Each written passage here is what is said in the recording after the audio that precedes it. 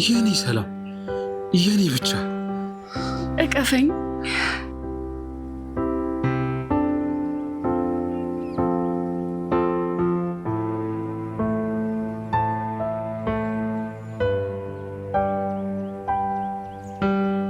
ዛሬ የበድር ድራማ አሸወይና የሚያስብል ነገር ተከስቷል። ብሌንና አምነን ያምናል ሸገሩ ያምናል ሸገኑ መደሰቻቸው ዛሬ ነው። ቀኑ የሚባልበት ታይም ላይ ደርሰዋል ማለት ነው። አሸወይና ሆኗል። ሰላም ቤተሰብ እንዴት አላችሁ? ለቻናሌ አዲስ የሆናችሁ ላይክ፣ ሰብስክራይብ ማድረግ ቤተሰብ ስለሆናችሁ ምስጋና እጅግ ከልብ ነው። ዛሬ ድር ድራማ ክፍል 51 ይዤላችሁ ቀረብ ያለው ቪዲዮውን በላይክ ጀምሩት። ባለፈው ክፍል እንግዲህ እንደምታስታውሱት ወይዘሮ ዛህራ ልታገባ ሰርጉ ተጨርሶ ከባለቤቷ ጋር ቆጭ ብላ እያወራች ነበር የነበረችው።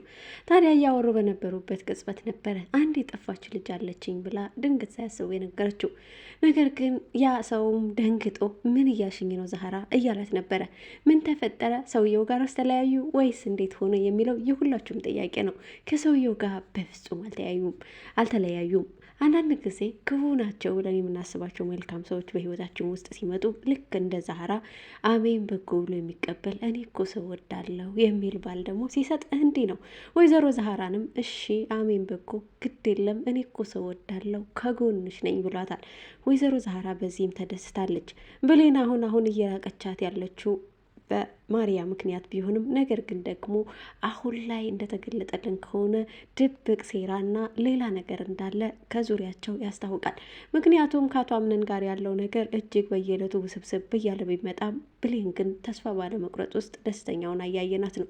ከባሮክ ጋር ለጊዜው ያላት ፍቅር እጅግ ደስ የሚያሰኘው ለባሮክ ብቻ እንደሆነም በአይናችን እያየን እየተመለከትን ነው። አያቴ መሲማም ብለው የሚጠሯትም እናታቸውን እንግዲህ ዛሬ ላይ ማሪያንና አምነንን አንድ ላይ ለማድረግ ደፋ ቀና እያለችም ነው ያለችው። ነገር ግን መርማሪ ፖሊስ የምትመስለዋ የአቶ ሜሌክ ቤተሰብ የሆነችው ዛሬም ቤቱን እያፋጠጠችው ትገኛለች። እንደውም ከድርጅቱ ውስጥ ጠቀም ያለ ገንዘብ የሚያወጣ የሰው የተቀመጠ ወርቆችም በመጥፋታቸው ምክንያት ለአቶ አምነን ተደውሎ ተነግሮታል። አቶ አምነንም እንዴት ካሜራው አይሰራም እያለ ማበዱን ቀጥሏል። ነገር ግን ደግሞ አያቱ ምን ሆነ ነው ልጄ እያለች ወደ ታች ወርዳ ስታናግረው አቶ አምነንም ጉድ ሆነናል እቤት ውስጥ ያሉት ወርቆች በሙሉ ጠፍተዋል ብሎ ይናገራል። በዚህ ሰዓት ነበረ ግዴታ ምን ማድረግ እንዳለባቸው እየተማከሩ የነበሩት። ግን ደግሞ አሁን ላይ እጅግ ውስብስብና ከባድ የሚያደርገው ነገር ያንን ወርቅ የሰረቀው ባሮክ እንደሆነ መርማሪ ፖሊስ የምትመስለዋ የአቶ ሜሌክ ቤተሰብ አውቃበታለች። ያንን ወርቅን ያስቀመጠበትን ቦታም ስለምታውቅ አንስታ ወስደዋለች። ካሜራ ማስቀምጣ ነበረ። ባሮክ ይህንን ጉዳይ አያውቅም። ምን ተፈጥሮ ነው እያለ መጥቶም አቶ አምነንን ይጠይቃል። ልክ እንደማያውቅ ሰው አቶ አምነንም አሁን ላይ ወንድሜ ብሎ ስለተቀበለው ወንድሜ ጉዶኝልሃለሁ ከጎን ይሁንልኝ ይለዋል። በዚህ ሰዓት ታዲያ ባሮክ እኔ አብረን ከሁሉን ነገር አድርገን ወርቁን እናገኘዋለን ይለዋል። ነገር ግን ደግሞ አያታቸው ሴማ ተጠራጥራው በአይነ ቁራኛ እየተመለከተችው ነበር። ይህንን የፈራው ባሮክ አንድ የተነስቶ ሲወጣ ሲገባ ወርቁ ያስቀመጠበት ቦታ እንደሌለ ሲያይ እጅግ በጣም ተበሳጭቶ ተናዶ ወዲያና ወዲህ ሲንቆራጠጥም ተመልክተናል። ነገር ግን ደግሞ ያንን ወርቅ የወሰደው ማን ይሆን የሚል ጥያቄ አድሮበታል። ድንገት በአጥሩ በኩል ወዲያና ወዲህ ዙሪያውን እየቃኘ ሲመለከት ትንጥዬ ካሜራ ከግድግዳ ላይ ተጣብቃ ያያታል። ካያት በኋላ ግን ማን እንዳስቀመጠው ያውቃል። ወይኔ ካሊካ ነች አይደለ ይህን ያደረገችው ሰራችልኝ እያለ አሁን ላይ የት መግባት እንዳለበት ግራ ተጋብቶ በጭንቀት ውስጥ ተወጥሯል። በውስጥ ላይ እናቷ አምነን የሚመካከሩትንና የሚወያዩትን እንኳን ለመስማት ጊዜ አላገኘም። ማሪያ አሁን ላይ ስለ ራሷ ሰርግና ስለ ወደፊት ህይወቷ እያሰበች ተጠምዳ ነው ያለችው። ነገር ግን ደግሞ ሰዎች እየመጡ እንኳን ደስ አለሽ እያሏት ያሉ ብሌንን ነው። ብሌን እንኳን ደስ አለሽ ስትባል የቅናት መንፈስ የሚያናውጣት ማሪያ ለምን የኔን ሳትሉኝም የሚል አይነት ነገር እየታየባት ይገኛል። የወይዘሮ ሞርዚና ልጅም ከውጭ መታለች። ነገር ግን ለየት ያለ ባህሪ ያላት ሲሆን ከወይዘሮ ዛህራ ጋር ብቻ ነው የተግባባችው። ምንም አይነት መላቀጥ የሌላት ልጅ እንደሆነች በደንብ ሁሉም ተረድቷታል። ነገር ግን ደግሞ ሰው የኖረበትን ሀገር ነው እንጂ የሚመስለው አሁን ያለበትን አይደለም። እሷ የኖረችበት ሀገር ለየት ያለና ቅብጥብጥ ያለ ነበረ። ወይዘሮ ዛህራ ግን ሁሉንም እንደየአመሉ ሲመጣ መሸኘቱን ታውቅበታለች እና ዛሬም በፍቅር ተቀብላታለች። ታዲያ ቤት ውስጥ ያለው ትርምስ ምንም ያስመሰላት አዲሷ እንግዳ ከወይዘሮ ዛህራ ጋር ጨዋታዋን ቀጥላለች። እንደውም ከማሪያ ጋርም ተግባብታ ብሌንን ለማጥቃት አንድ እጅ ሆነዋል። ታዲያ የሚያደርጉትን ነገር አድርገው ከአቶ አምነን ጋር ለማጣላት እየሰሩ ይገኛሉ። ነገር ግን ደግሞ ፍቅር ሀያል ነው እና ብሌንና አምነን አይደለም ሊጣሉ ይቅርና ፍቅራቸው እጅግ ዛሬ ደግሞ አብቦ ምርጥ የማለዳ ጽጌረዳ አበባ መስሎ ፏፍክት ብሏል። አምነን እጅግ በጭንቀት ተወጥሮ የጠፋው ወርቅ የት ይሆን ያለ እያለ ግራ ተጋብቶ በነበረበት ቅጽበት ካሊካ እንግዲህ ወደ ቤት መታ ወርቁንም ይሄው ይሄ ነው ብላ ሰጥታቸዋለች። ነገር ግን ደግሞ ዙሪያን ተመልከት የሚል የሁል ጊዜ ማስጠንቀቂያዋ ዙሪያውን እንዲመለከት ዛሬም ድጋሚ ያስጠንቅቃለች። ግን ደግሞ ይቺ ካሊካ ማናት የሚል የሁላችንም ጥያቄ ነው። ካሊካ ግን ይመስለኛል መርማሪ ፖሊስ ናት። ይህን ነገር እንዴት ሁሉንም ነገር በቀላሉ አጣርታ ልደርስበት ቻለች? እንደገና ደግሞ ያላት ኮንፊደንስ እና እዛ ጋር የምታሳየው ነገር ልክ የአንድ መርማሪ ፖሊስ አክት ነው እያሳየች ያለችው።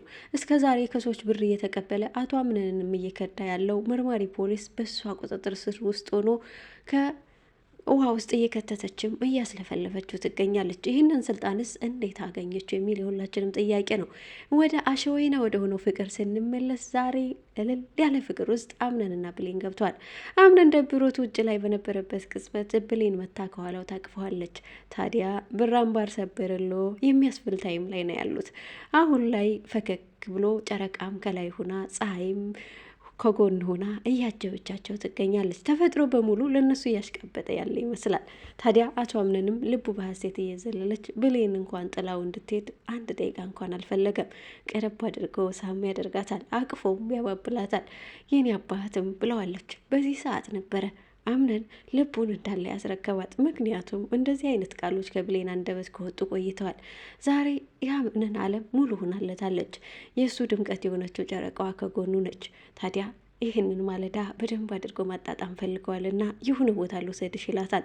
እሷም አንድ ሳታቅማማ ተከትለው ትሄዳለች። ለካም እስከ ዛሬ ድረስ እያስመሰሉ እነ ማሪያና ከወይዘሮ ሞርዚና ከተለያዩ ቤተሰቦቻቸው መካከል እንደተጣሉ እያስመሰሉ ነው የነበሩት። ነገር ግን ፍቅራቸው እንዳልተሰበረና እንዳልተለያዩ በደንብ አድርጎ የዛሬው ሁኔታቸው ያስረዳ ነበር። እጅግ በጣም ተደስተዋል። የሆነ መናፈሻ ቦታ ወስዶም አለማቸውን እያዩ ከላይ ሁና ፀሐይም እናንተ እኔ የታዘብኳችሁ ነው ምን ላይ ናቸው ሳትላቸው አልቀረችም። ፈገግ እያለችም አንዳንድ ጊዜ ድምቀቷንና ብርሃኗን ቀነስ እያደረገች እሱ እንዲያያት ፈቅዳለታለች። ታዲያ ብሌንም ጨረቃ ሁና ድምቅ ብላ ኮከቧን አብራ እያጀበችው ትገኛለች። አለሟን ቀጭታ ስታጣትም ቆይታ ወደ ቤት ስትመለስም ከእናቷ ከወይዘሮ ዛህራ ጋር እያወራች ነበር። የዋሉበትን ውሎዋንም ስታወራት ነበር። ወይዘሮ ዛህራም በነገሮች ሁሉ ደስ ብሏታል። ብሌን ልጇ እንደሆነች ባታውቅም በብሌን ደስታ ደግሞ በጣም ትደሰታለች። ግን አሁን ላይ ከባድ ሁኔታ ላይ ናቸው። ምክንያቱም ይህንን እንቅፋት ለማለፍ ግዴታ ማሪያን እንዴት አድርገውና ባሮክን እንዴት አድርገው ህይወታቸው ማስወጣት እንዳለባቸው አሁን ላይ የተነጋገሩ ይገኛሉ። አምነንም አሁን ላይ ለወይዘሮ ዛህራ ያለው አመለካከት ተቀይሯል። አዲሷ እንግዳ ግን ከማሪያ ጋር ተባብራ ብሌንን ለማጥቃት አዲስ ቀጠሮ ይዛለች።